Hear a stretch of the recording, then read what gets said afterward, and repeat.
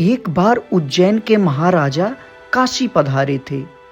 वे एक दिन रामगढ़ के महाराज के भवन से मंत्रियों के साथ नाव से मणिकर्णिका घाट आ रहे थे। कुछ दूर आने के बाद स्वामी जी को जल पर देखकर आश्चर्यचकित रह गए तथा उनका परिचय पूछने लगे। नाव पर सवार स्वामी जी के एक भक्त ने बताया, ये प्रसिद्ध योगी महात्मा तैलंग स्वामी हैं। इनका जल, थल, आकाश सभी पर समान अधिकार है। इनके जैसा योगी मौजूदा समय में कोई और नहीं है।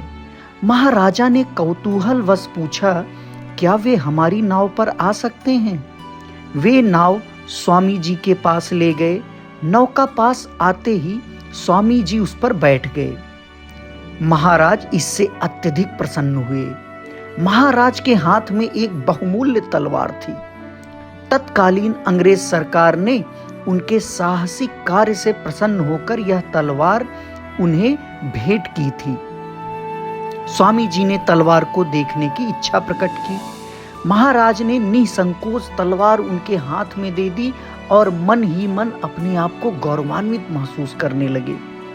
स्वामी जी ने तलवार को अच्छी तरह देखकर उसे गंगा जी में फेंक दिया। यह देखकर महाराज अत्यंत क्रोधित होकर भक्तों से कहने लगे, अरे ये कैसा साधु है जो दूसरों की चीज लेकर उसका गुण अवगुण बिना जाने उसे विनष्ट कर देता है। मुझे इसकी साधुता पर संदेह है। यह एक कपटी झूठा तपस्वी है। योग बल से पानी भर भासमान होना ही सिद्धि का मापदंड नहीं होता। जिन्होंने स्वामी जी का परिचय दिया था वे अजीब स्थिति में थे। महाराज को शांत करने के लिए गोताखोरों से तलवार निकलवा देने का आश्वासन दे रहे थे, परंतु महाराज का गुस्सा कम नहीं हो रहा था। स्वामी जी नाव से उतरने लगे, परंतु महाराज ने उनको उतरने नहीं दिया।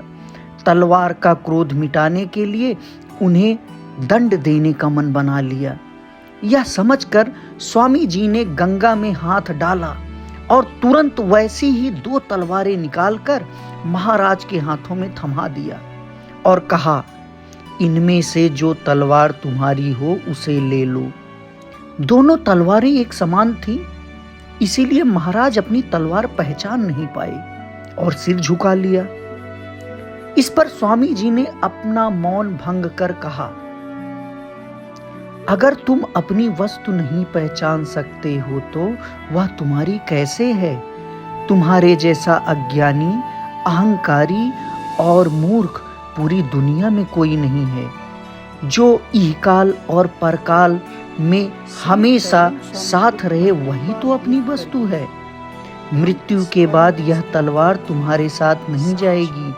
जो वस्तु तुम्हारे साथ नहीं जाएगी, जिसे यहीं छोड़ जाना है, वह तुम्हारी वस्तु कैसे हुई? जो वस्तु तुम्हारी नहीं है उसके लिए इतना क्रोध क्यों?